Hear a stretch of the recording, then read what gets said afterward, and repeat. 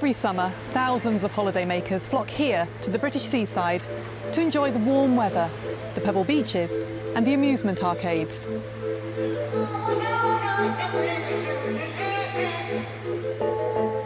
But there's another side to these shores, a sinister underbelly of violence and murder, where sins are washed away in the tide and where the seafront is stalked by sadistic killers who, like the ocean itself, have no respect for human life. My name's Dr. Nell Darby.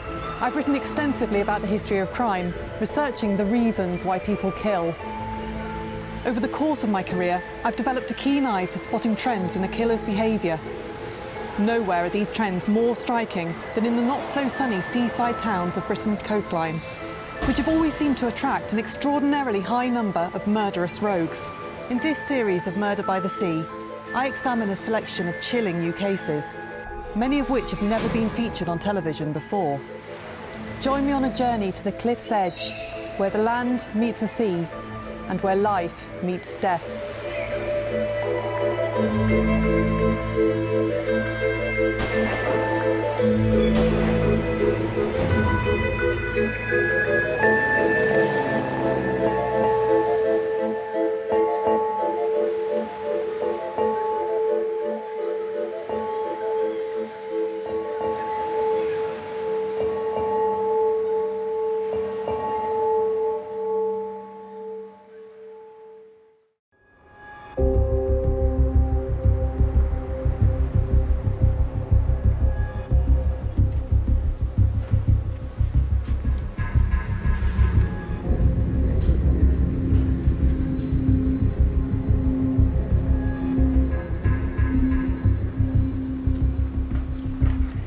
Today we're in East Yorkshire to look at the case of 22-year-old Kirsty Carver.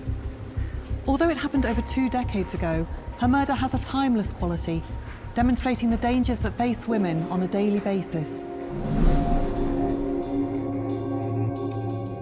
You've got to remember that Hull has had a recent renaissance. It's been kind of city of culture. It's had a lot of investment made to it recently. So our perception today of what Hull is like isn't what it was like even 20 years ago. In the late 90s, it was still kind of struggling to find an identity. You know, shipbuilding was kind of going down the pan, as it were. You know, there's a lot of problems, there's a lot of unemployment. People feel that there's the end of an era in terms of industry. What do we do now? How are we going to make a living? So you've got a lot of pressures going on in the city, a lot of kind of struggling to find an identity not only for the people who have worked in the industry, but for the city as a whole. It's still a slightly strange part of the country. Humberside has its own identity. It's not really the same as Yorkshire or Lincolnshire. It feels, to outsiders perhaps, as if it's kind of stuck on the edge of England.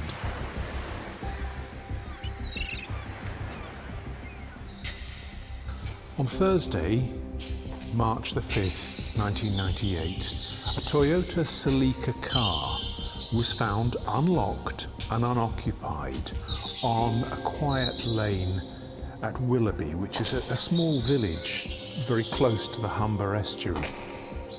There were traces of blood on the steering wheel, and that instantly raises suspicions. An empty car, blood on the steering wheel. Who does it belong to? What has happened? Under normal circumstances, missing persons are dealt with by a department or by uniformed staff.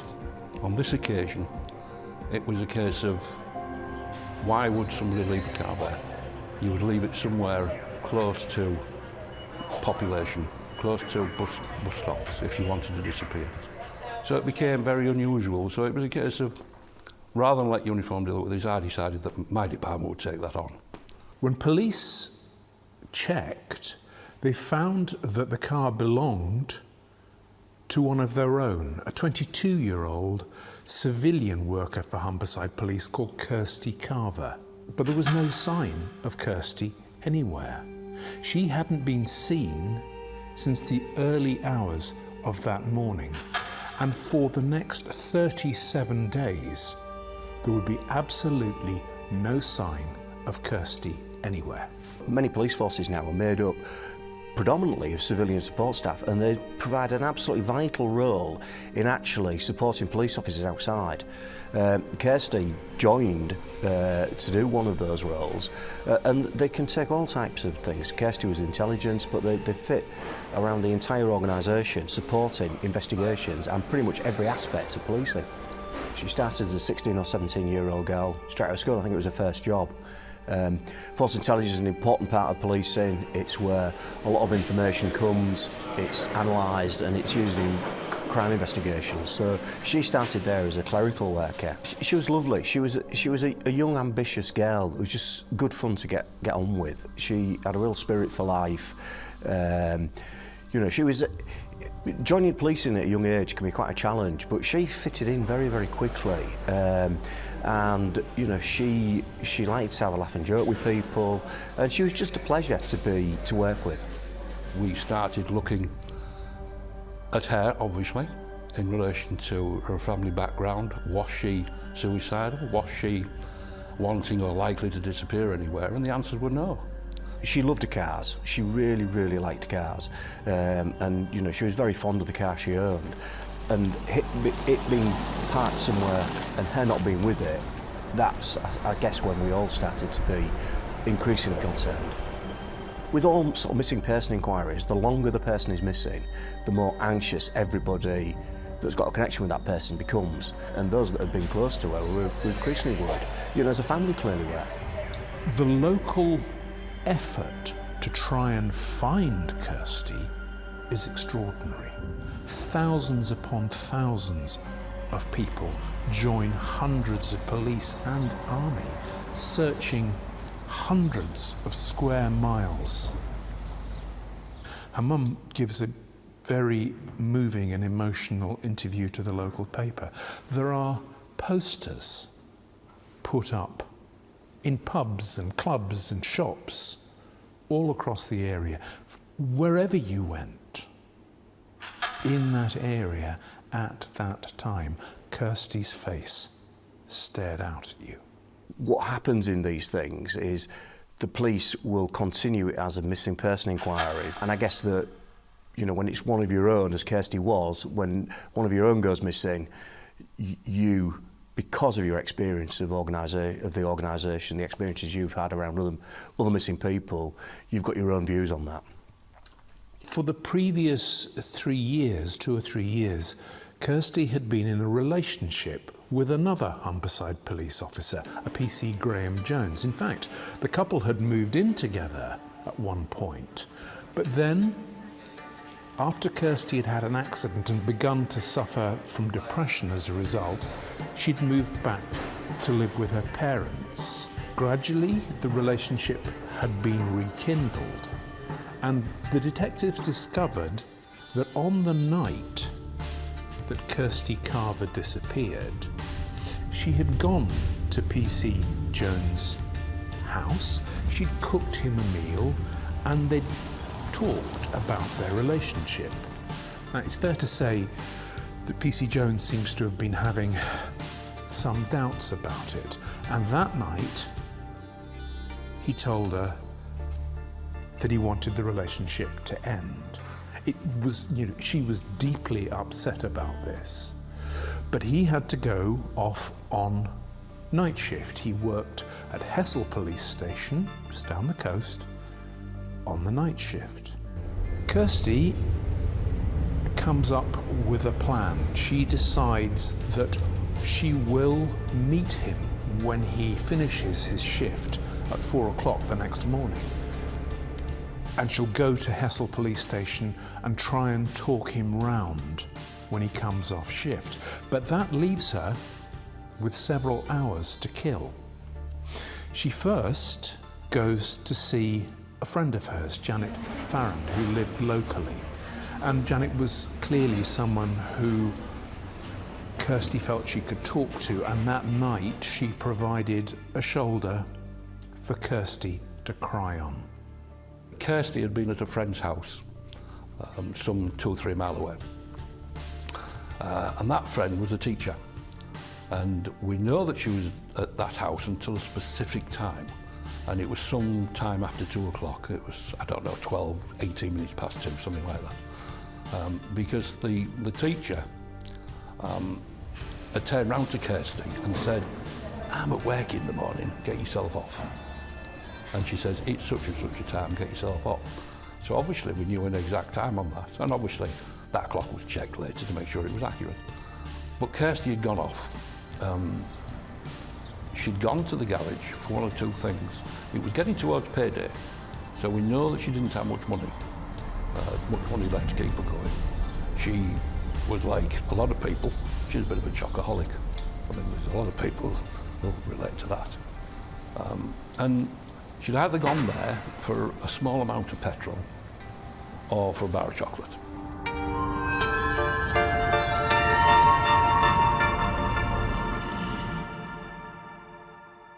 It's very early in the morning, you know, it's kind of like the worst time to be on your own. She's gone through this kind of very emotional evening, not only kind of almost splitting up with her partner, but then talking about it to friends. You've got this kind of heightened emotion going on.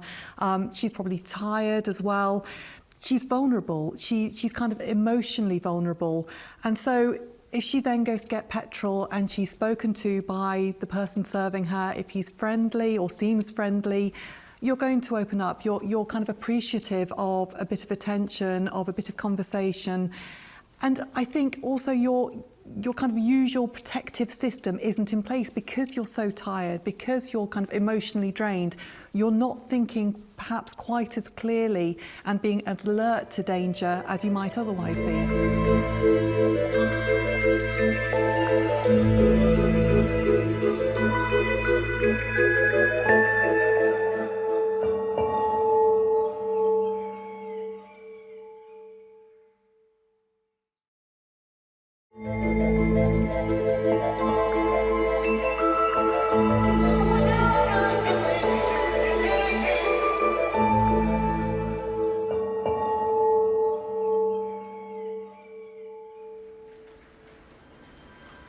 You can see why Kirsty's case got so much press attention. She kind of fitted the profile of what the press like in terms of missing women. She was young, she was pretty, she was very outgoing, she was from a good family, she had a decent job, a civilian job with the police. So it's a responsible job and it's one that she does well. She's well known in the area. So she's kind of the complete package, if you like. I mean, this sounds horrific, but we know that the press does cover cases involving kind of respectable, pretty young girls in a way that they don't with other cases. So this disappearance, this out-of-character disappearance of such a woman is going to attract a lot of attention. She drove on to the forecourt of the filling station. At that time in the morning, there was no one else there. The only person in the filling station was the young man behind the till, Craig Belcher, a 24-year-old local man. You do get a picture of this kind of young man in his early 20s, working late nights on his own in this kind of quite isolated setting in a petrol station. And you do wonder about the time he had to spend thinking about his life, thinking about what he wanted, kind of possible frustrations with the fact that maybe his life, his relationships, his job weren't going the way that he thought they should at that age. And I think if you're working on your own like that, it's very easy to become quite insular, to kind of be almost obsessive in your thinking because you've not got much else to do. How many customers are you getting at that time of night? You've got an awful lot of time to kind of think and to dwell on things. Any resentments might kind of get built up in that sense. He's got too much time to think and to get angry about things. And so when someone comes in who he can take advantage of, it's just perfect conditions. Late night customers weren't allowed inside. They had to be served through a secure hatch. That night, Craig Belcher broke those rules, and he either lured or invited Kirsty Carver inside.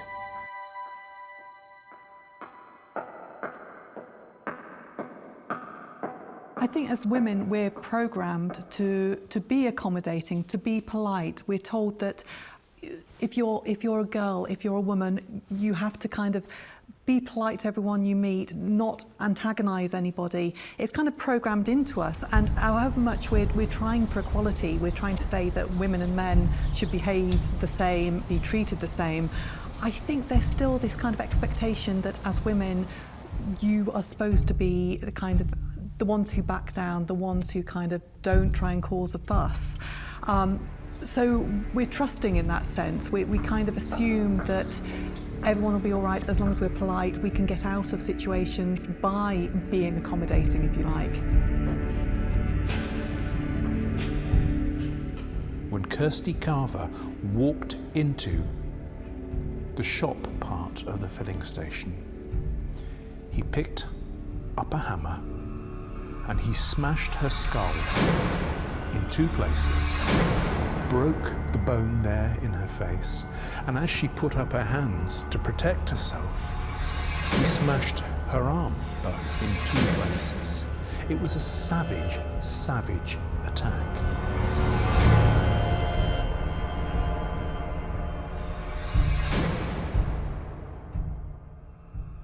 On this night, she will have gone at an unusual time to fill up, and she will be thinking about, she will be preoccupied with the potential loss of her boyfriend and what she can do to redeem it. Something happened between her and the man that killed her. It's possible that she looked gloomy.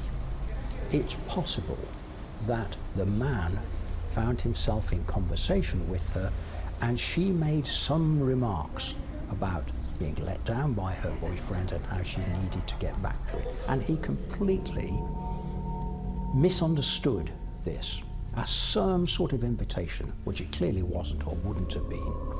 And he is likely to have made an advance and had it repudiated, at which point there is the explosion, there is the killing, there is the taking of the hammer, there is the killing of the girl, then and there on the floor. And I think that rejection might have been the catalyst. It's equally possible that the young man himself had suffered earlier rejections, that he had been looking for something and something had gone wrong in his life. And there, walking up the forecourt, is this young woman, and he is going to take his anger, his revenge out on her. This is kind of a spur-of-the-moment attack, and you get the sense that there's been no planning, no thinking. It's kind of a moment of anger. And afterwards, there's really a clear sense that he doesn't really know what to do. He doesn't have much knowledge of how to kind of clean up a scene to leave no trace of a person or no trace of their existence. He's kind of doing it on the fly, almost in a panic. Another car pulls up on the forecourt of the petrol station. Belcher knows he's in trouble now. He's got a body in the storeroom. He's got a customer on the forecourt. Thinking quickly, he speaks over the tannoy. No, the pumps are closed. It's out of order. And the driver drives off. That gives Belcher the time he needs. He gets into Kirsty's car, the Toyota Celica, and he drives it down the track, a mile and a half, no more, away, abandons it, and walks back to the petrol station. Unlocks it again, and here he begins trying to clear up the mess, mop up the blood, get rid of any traces of what he's done.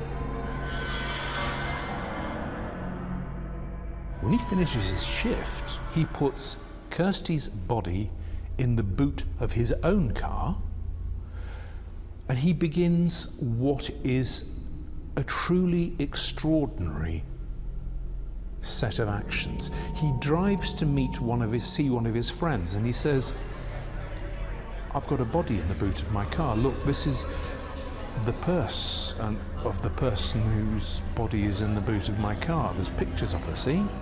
Do you want to have a look?" And his friend says no, he doesn't want to have a look. Belcher then tells this friend a tall story about how an Asian man had turned up at the petrol station, the filling station, with this girl in the night and had attacked her, and that the body had been put in his, Belcher's, boot, and he had been told to get rid of it. Neither of Belcher's friends want anything to do with this, so he decides he's going to drive off and dump the body. So he drives to Spurn Point.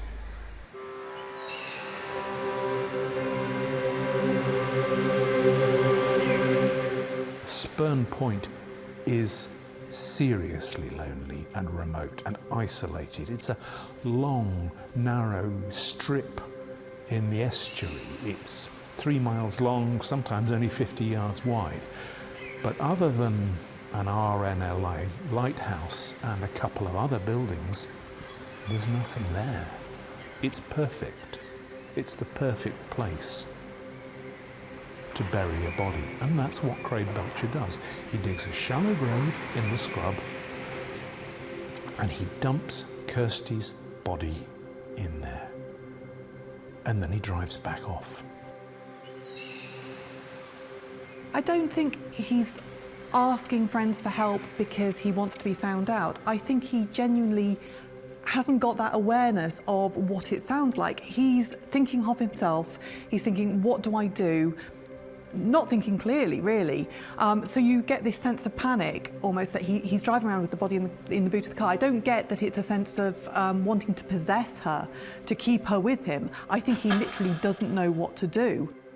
And again, when he's asking his friends, you do get this. You get these people who, they want to involve their friends in the crime, because then it feels like it's a group activity, some sort of bonding activity that you've done with your friends. They're proving their loyalty to you. They're joining you in this activity, because otherwise, if they don't do that, you feel even more isolated than you did before.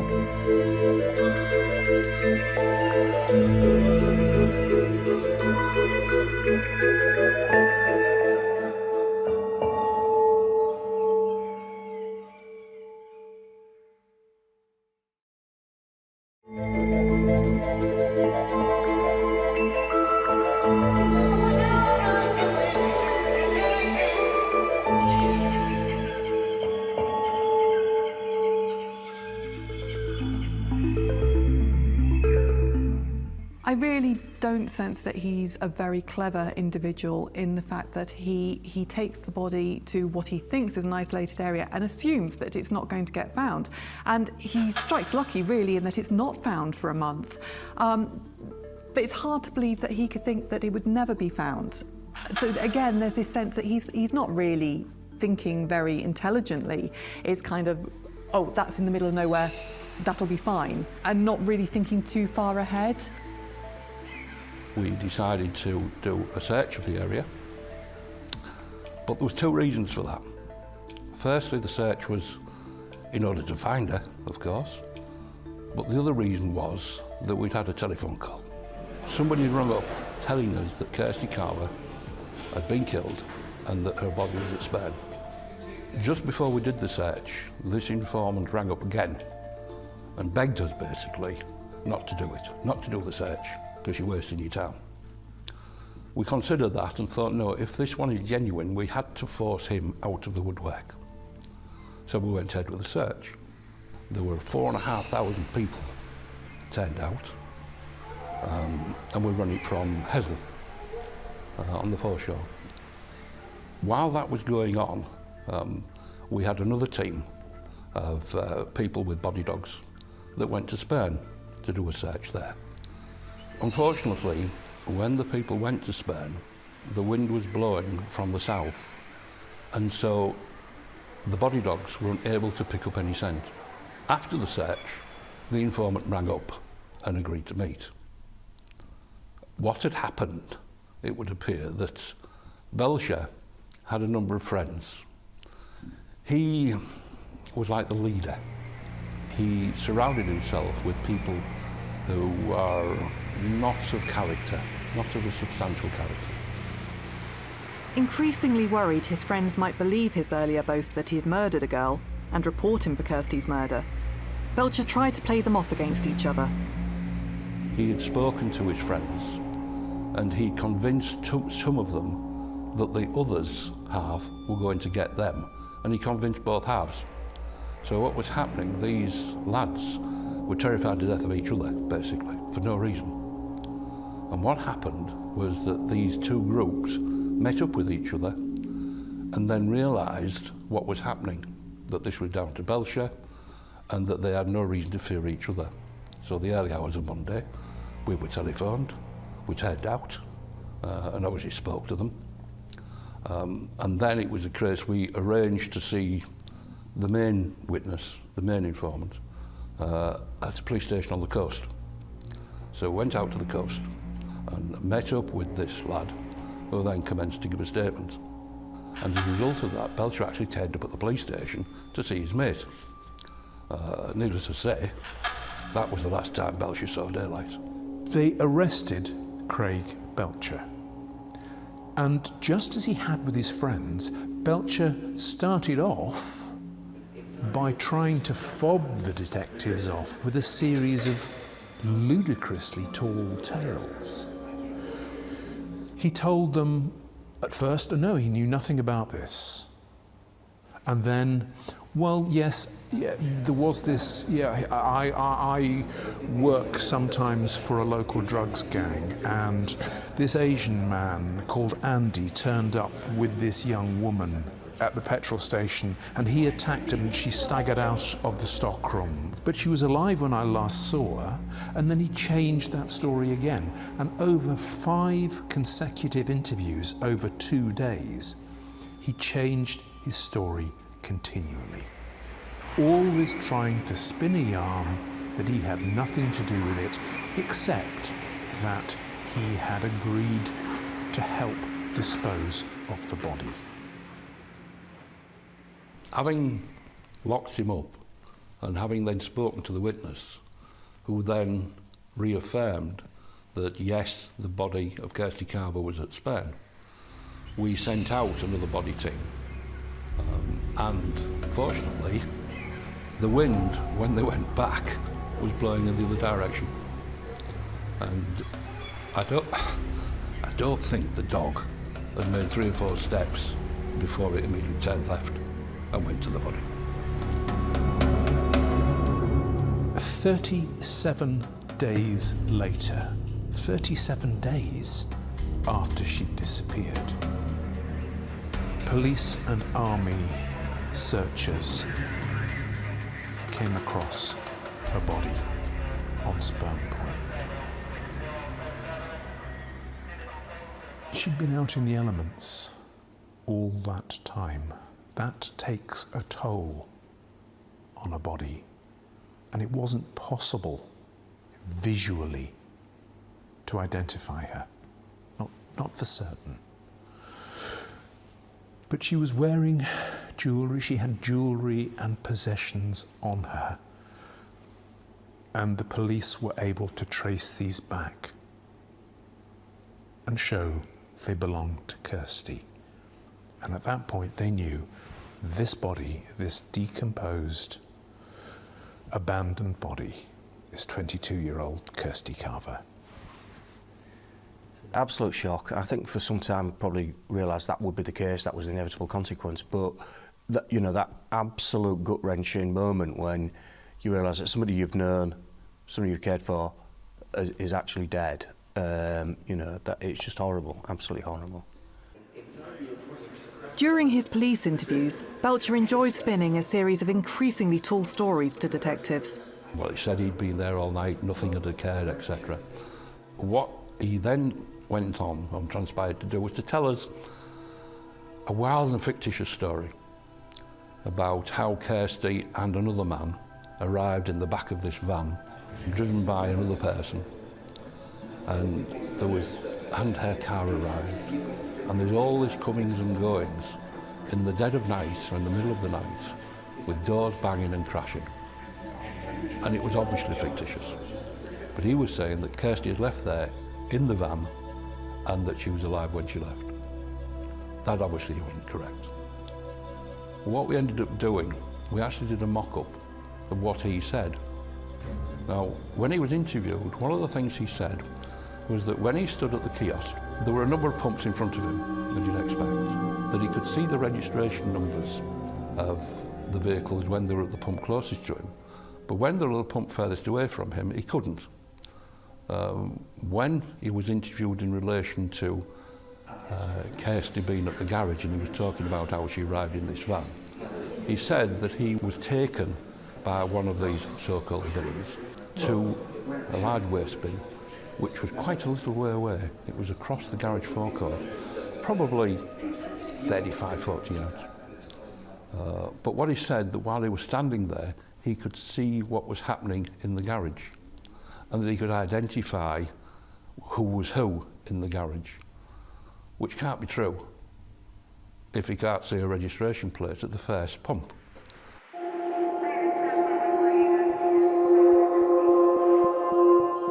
We locked the garage down and obviously got the forensic people in. What he'd said on the morning after he'd killed Kirsty, when the staff came in, he was asked by the manageress what the red was on the floor. And he told them that he spilled some red lead. Now, red lead is an additive, which is red, which is an additive for a vehicle's fuel. And that's what he said had spilt it. And they quite naturally just accepted the story. There's no reason to believe anything else. They interviewed cleaning staff at the petrol station, and the cleaning staff said, well, yes, when we arrived for work, just towards the end of his shift, he was behaving very oddly. Oh, and there was a mop missing, and a shovel missing. And it was as if someone had tried to clean the floor.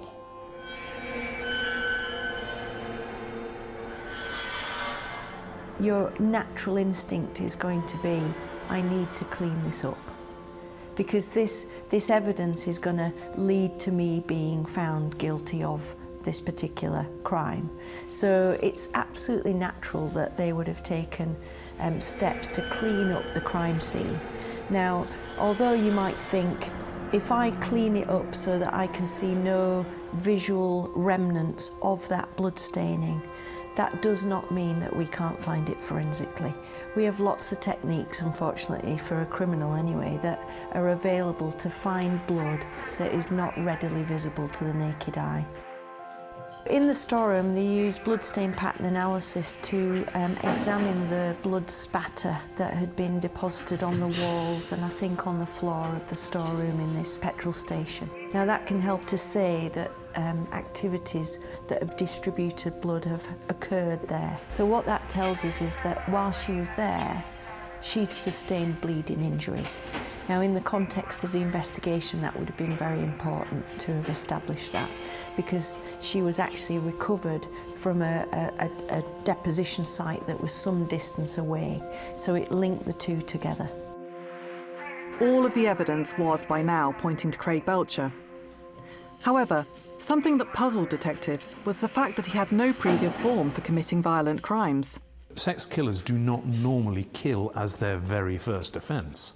But as far as anyone can tell, there was no trail of preceding minor offences. You know, being a peeping Tom or stealing underwear from a garden, that's the pretty common pattern.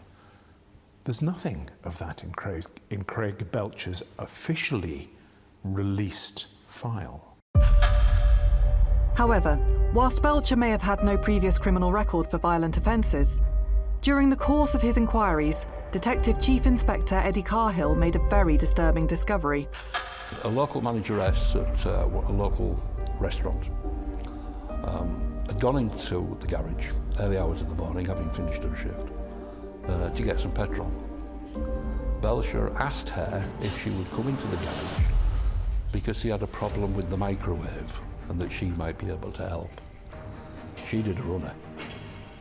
She thought, something's wrong here. I'm not staying. When we investigated in the garage, there was nothing wrong with that microwave. Belcher may have been priming himself to kill before he murdered Kirsty. Craig Belcher may have seen Kirsty on occasion. He might have seen her driving to work or even coming into the petrol station to get her petrol. But it's equally likely that he didn't know her, that she was just a random woman who he saw late at night and thought he could take advantage of. You know, she was a young, attractive woman, and it's possible that that's all he was looking for. It didn't matter whether he knew her or not. She fitted the profile of who he was looking for. She was a woman on her own late at night. He was a man working on his own late at night. It was just a kind of perfect condition for him, and it didn't really matter who she was.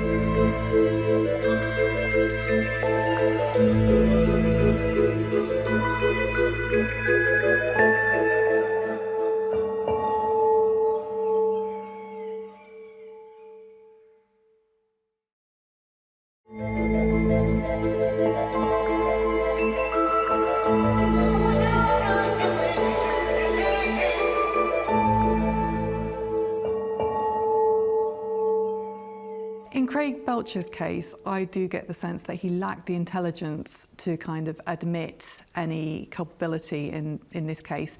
He couldn't think about the kind of potential positive aspects for himself in kind of making a guilty plea or anything like that. But also it's kind of a lack of willingness to take responsibility for what you have done. If you keep denying it, you can deny in your head that you did anything. You don't want to admit that you've got this capability of doing such a horrific event. And I do think that once he had killed Kirsty, got rid of her body, got rid of her car, in his mind it was over. He could almost pretend that it hadn't happened. He'd got that sense of closure for himself. And so if you've got somebody trying to tell you otherwise, trying to get you to admit responsibility for something that in your head you've already got rid of, you're not going to change your mind. You don't want to admit that you've done something because in your head you hadn't done anything wrong. It's all ended. With a mountain of evidence against him, the case went to trial. Belcher cut an impassive figure throughout. He just sat there and looked. There was one significant thing. His father came in to give evidence, and his father wouldn't look at him. I don't know the significance of that. It just struck me as strange that the father never looked at the son. And I think there was an acceptance by the father as to what had gone on. As all the evidence was presented to court, it was clear that everything pointed to Craig Belcher being the killer of Kirsty Carver. We talk about the coincidental elements of crime, so that's opportunity, location and geography, and then forensic evidence. So in this particular case, they all came together to give him the perfect opportunity to be involved in this. So whilst each one individually was not necessarily on its own compelling enough to convict him, the fact that he had the opportunity to meet her, the fact that he was at the petrol station and on duty at the right time, the fact that there was bloodstaining found in a storeroom linked to the petrol station, the fact that then she'd been moved using his vehicle to the deposition site, etc. All of those things collectively start to point the forensic finger ultimately at him and say, you know, that he will be convicted of that particular crime. Obviously they came back and it was unanimous. There could be no other verdict in relation to him. The evidence was overwhelming, absolutely overwhelming. As a team, we were obviously very delighted. We had done what we set out to do. We convicted a dangerous man and got a dangerous man off the street. That was our satisfaction. When it is actually one of your own, it's really, really difficult to put into words what you think about the person that's done it, you know, why they would do it. And I personally don't think you can't make sense out of why anybody would want to murder anybody.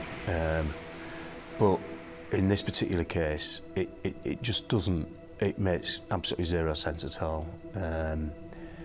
You know,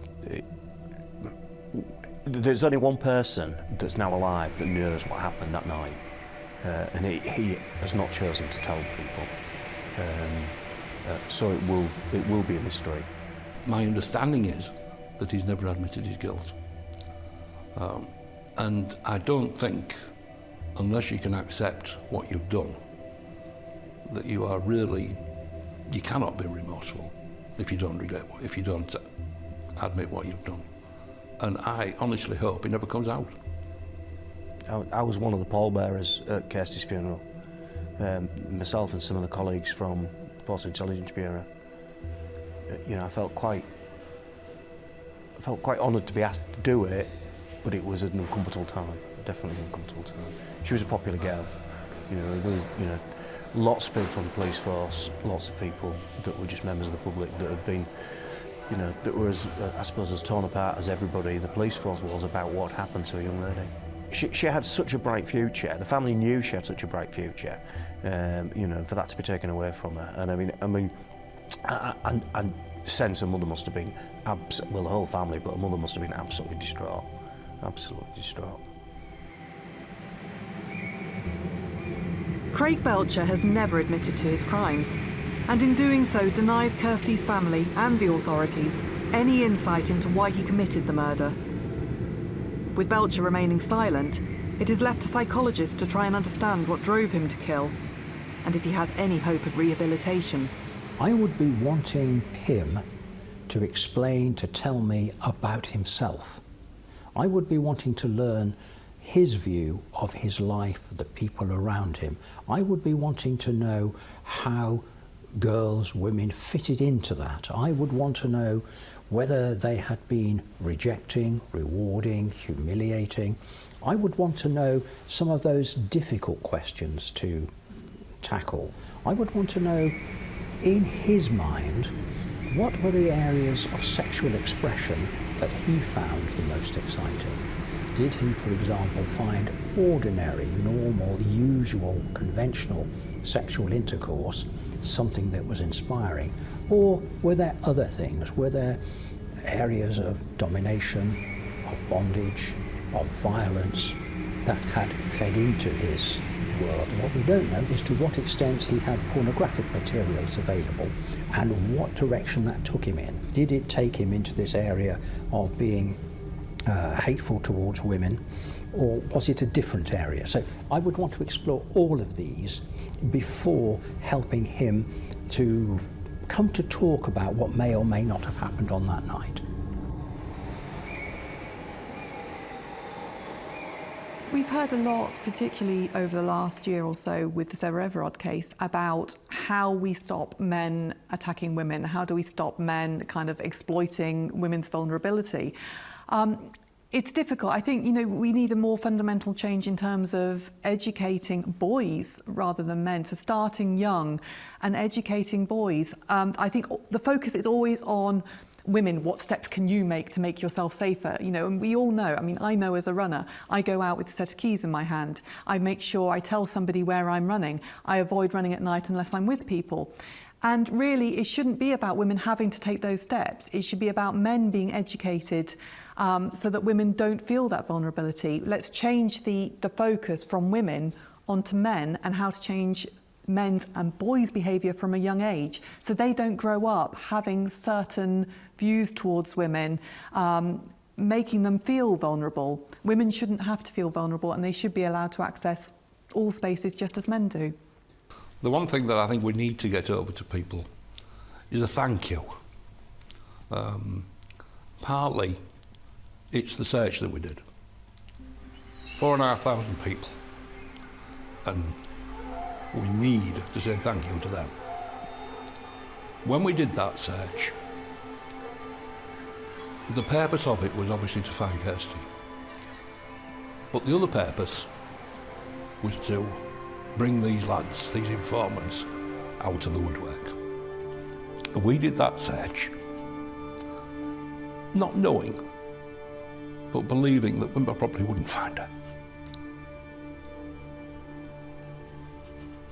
I can't do this. So, every one of those 4,500 people, we need to say thank you to them, because they are partly the reason why this offence was detected.